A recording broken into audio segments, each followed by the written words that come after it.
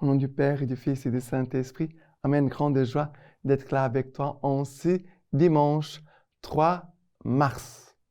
Et dimanche, c'est toujours une grande joie car toute la famille se rassemble, toute l'Église se rassemble pour écouter notre Dieu miséricordieux qui veut vraiment que nous, les pécheurs, qu'on puisse convertir et que nous soyons sauvés. Jésus n'est pas venu pour nous condamner, mais pour nous sauver. La première lecture d'aujourd'hui, c'est du livre de l'Exode, chapitre 20, à partir du verset 1. Dieu prononça toutes ces paroles et dit, « Je suis le Seigneur ton Dieu, qui t'ai fait sortir du pays d'Égypte, de la maison de servitude. Tu n'auras pas d'autre Dieu devant moi.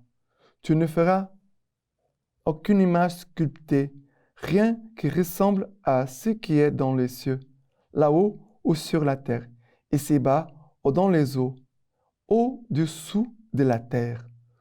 Tu ne te prosterneras pas devant ces dieux et tu ne le serviras pas, car moi, le Seigneur ton Dieu, je suis un Dieu jaloux, qui punit la faute des pères sur les enfants, les petits-enfants et les arrière-petits-enfants, pour ceux qui m'haïssent, mais qui fait grâce à des milliers pour ceux qui m'aiment et gardent mes commandements. Tu ne prononceras pas le nom du Seigneur ton Dieu à faux, car le Seigneur ne laisse pas impuni celui qui prononce son nom à faux. Tu te souviendras du jour du sabbat pour le sanctifier. Pendant 6 jours, tu travailleras et tu feras tout ton ouvrage. Mais le 7e jour est un sabbat pour le Seigneur ton Dieu. Tu ne feras aucun ouvrage, toi, ni ton fils, ni ta fille, ni ton serviteur, ni ta servante, ni tes bêtes, ni l'étranger qui est dans tes portes. Car en 6 jours, le Seigneur a fait le ciel, la terre, la mer et tout ce qu'ils contiennent. Mais il s'est reposé le 7e jour. C'est pourquoi le Seigneur a béni le jour du sabbat et l'a consacré. Honore ton père et ta mère, afin que se prolongent tes jours sur la terre, que te donne le Seigneur ton Dieu. Tu ne tueras pas, tu ne commettras pas d'adultère, tu ne voleras pas, tu ne porteras pas des témoignages mensongers contre ton prochain. Tu ne convoiteras pas la maison de ton prochain. Tu ne convoiteras pas la femme de ton prochain, ni son serviteur, ni sa servante, ni son bœuf, ni son âne, rien de ce qui est à ton prochain. Qu'est-ce qui se passe ici? C'est le décalogue. Ça veut dire que Dieu donne à Moïse les 10 commandements. Et ici, voilà, les 10 commandements nous aident à vérifier notre chemin. Comment nous sommes en train d'avancer ou de revenir en arrière. Le commandement, ça veut dire que c'est un chemin de croissance spirituelle. Quelqu'un qui arrive à dire, voilà, je vais enlever tous ces péchés de ma vie. Cette personne, elle est en train de vraiment entrer dans un amour plus grand pour Dieu et aussi pour ses frères et sœurs. Parce que si nous faisons attention aux commandements, il y a des commandements qui concernent directement notre relation avec Dieu et il y a aussi des commandements qui concernent notre vie avec les autres. Ce sont les 2 commandements de l'amour. Aimer Dieu au-delà de toute chose et aussi aimer son prochain comme soi-même. Ça veut dire que le but d'un commandement, c'est l'amour. Entrer dans l'amour, non pas dans une loi, quelque chose de rigide, que je dois seulement obéir, mais même si tu le fais aujourd'hui par obéissance, ou parce que tu as peur d'aller en enfer, on doit donner un pas de plus. Ça veut dire que de comprendre que le commandement, c'est un chemin d'amour vers Dieu et vers nos frères et sœurs. D'accord? Le psaume d'aujourd'hui, c'est le psaume 19. Le psaume 19 à partir du verset 8. La loi du Seigneur est parfaite, réconfort pour l'âme. Le témoignage du Seigneur est véridique, sagesse du simple. Les préceptes du Seigneur sont droits, joie pour le cœur. Le commandement du Seigneur est limpide, lumière des yeux. La crainte du Seigneur est pure, immuable à jamais. Les jugements du Seigneur sont vérité, équitables toujours, désirables plus que l'or, qu'une masse d'or fin, savoureux plus que le miel, que le sucre des rayons.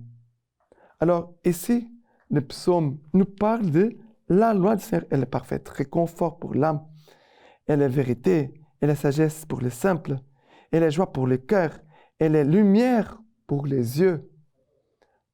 La loi, ici, parle de la loi. Les 10 commandements font partie de la loi. Mais ici, en fait, c'est les décalogues, ça veut dire les 5 premiers livres de la Bible pour les Juifs. Ils étaient très importantes. Le Pentateuque, pardon. Le Pentateuque, les 5 premiers livres de la Bible. Ils étaient tellement importants pour les Juifs. Et voilà que de cette parole, ils tiraient la lumière, la vérité, la force, le réconfort. Mais aussi, de cette loi, ils entraient dans une intimité avec Dieu. Car la grâce vient de Dieu, ne vient pas de nous. Je peux faire beaucoup d'efforts avec mes mains, mais il y a des choses que mes mains n'arrivent pas à faire. Au niveau du combat spirituel, combat contre le péché, nous avons besoin de la grâce de Dieu. Supplier la grâce de Dieu. Bien sûr, on l'accueille après la grâce avec foi et avec prudence, parce que je dois aussi veiller, être prudent devant le péché. Mais que la parole de Dieu puisse venir vraiment nous aider à vivre ces chemins de conversion et aussi d'amour. D'accord? Et la deuxième lecture d'aujourd'hui, c'est 1 Corinthiens, chapitre 1er, à partir du verset 22. Alors que les Juifs demandent des signes et les Grecs sont en quête de sagesse, nous proclamons, nous, un Christ crucifié, scandale pour les Juifs et folie pour les païens. Mais pour ceux qui sont appelés Juifs et Grecs, c'est le Christ, puissance de Dieu et sagesse de Dieu. Car ce qui est folie de Dieu est plus sage que les hommes, et ce qui est faiblesse de Dieu est plus fort que les hommes. Alors, Saint Paul ici nous dit, nous proclamons, nous, un Christ crucifié. Scandale pour les Juifs, folie pour les païens. Mais pour ceux qui sont appelés Juifs et Grecs, pour nous, c'est puissance de Dieu et sagesse de Dieu. Le Christ est puissance de Dieu et sagesse. Sur la croix, Jésus crucifié, il est puissance. Mais regardons attentivement. Quand cette puissance de Dieu, quand il a le soldat qui transperce le cœur de Jésus, il a le sang et de l'eau qui tombent, à ce moment-là, et c'est très beau de voir cela dans le film La Passion de Jésus-Christ de Mel Gibson. Et là, le sang et l'eau qui tombent sur le soldat, et lui, il s'est converti tout de suite.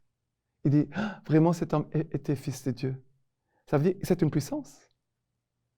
Et cette puissance qui a ouvert, qui a cassé l'aveuglement, la dureté du cœur de cet homme, la méchanceté qui était dans le cœur de cet homme, qui a transpercé le cœur de notre Seigneur.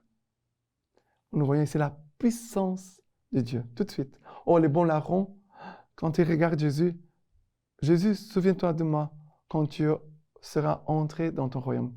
Aujourd'hui même, tu seras avec moi en paradis. C'est une puissance de Dieu. C'est une puissance de Dieu. Il y a aussi cette sagesse qui vient confondre la tête des hommes.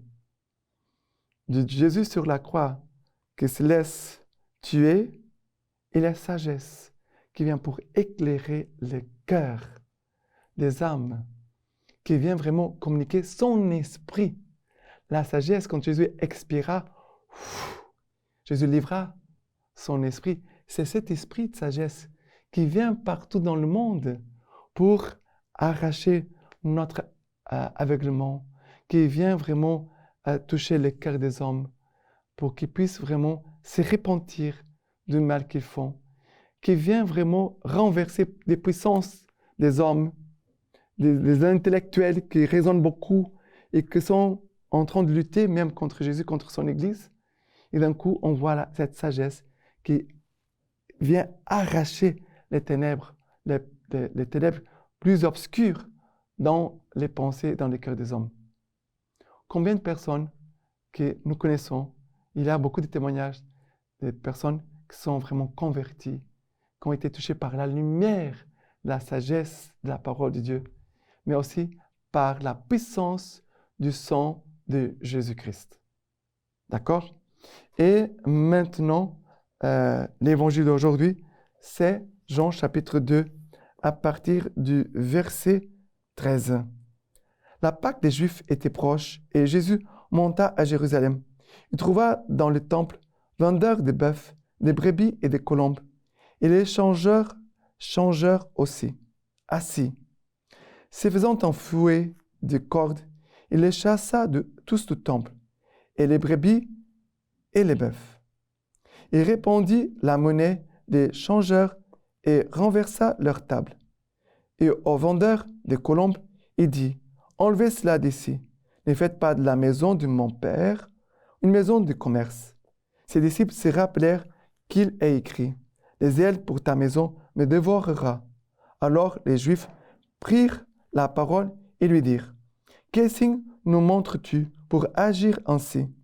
Jésus leur répondit, « Détruisez ces sanctuaires. En 3 jours, je les relèverai. » Les Juifs dirent alors, « Il a fallu 46 ans pour bâtir ces sanctuaires. Et toi, en 3 jours, tu les relèveras ?» Mais lui parlait du sanctuaire de son corps. Aussi, quand il fut relevé d'entre les morts, ses disciples se rappelèrent qu'il avait dit cela. Et ils crurent à l'écriture et à la parole qu'il avait dite. Jusqu'au verset 25.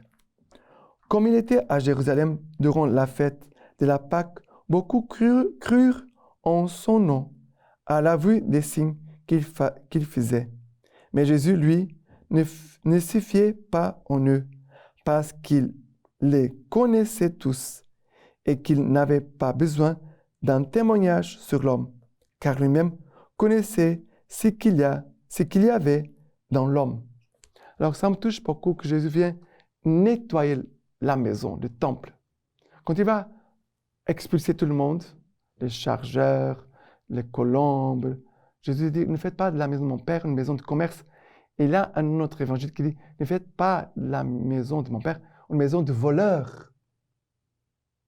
Ça veut dire qu'ils étaient en train d'empêcher les gens de vivre en profondeur la grâce du temple. Le temple, c'est un lieu de prière, un lieu pour offrir des sacrifices à Dieu. Mais ils étaient là en train de papoter, oh, comment ça va la famille, l'épouse et les enfants, voilà, aujourd'hui il fait beau, voilà, quelles sont les nouvelles d'aujourd'hui? Ça veut dire qu'ils étaient en train d'empêcher. Ils étaient en train de salir le temple. Il fallait purifier le temple. Jésus est en train de purifier le temple. Et Jésus fait cela avec violence. Et Jésus veut faire cela en nous, dans notre âme. Jésus veut purifier ton âme. Et la confession, c'est le meilleur des moyens. Bien sûr, les repentir et la confession. Pour que Jésus puisse purifier vraiment notre âme. Et deuxième partie, c'est que Jésus nous a dit qu'il lui-même connaissait ce qu'il y avait dans l'homme. Ça veut dire que Jésus connaît ce qu'il y a en toi, ce qui est en moi, ce qu'il y a dans chacun de nous. Jésus connaît, ça veut dire que je ne peux rien cacher à Jésus. Je peux essayer peut-être de cacher aux autres, mais à Dieu, on ne peut jamais cacher. C'est pour ça que Dieu nous oblige de faire un chemin de vérité. Non pas d'hypocrisie, de faire semblant, de dissimulation. Ça veut dire que je cache les choses pour que les gens ne voient pas. Mais nous devons faire un chemin de vérité. Et cette vérité vient aussi purifier nos vies, nos cœurs, nos pensées, nos paroles, nos actions. OK? La lecture patristique d'aujourd'hui de Saint Augustin nous dit ceci. C'est lui qui cherchait à boire, avait soif de la foi de cette femme, Jésus avec la Samaritaine. Écoute enfin, quel est celui qui demande à boire? Jésus lui répondit, Si tu savais le don de Dieu, si tu connaissais celui qui te dit, donne-moi à boire, c'est toi qui lui aurais demandé, et il t'aurait donné de l'eau vive. Il demande à boire, et il promet à boire.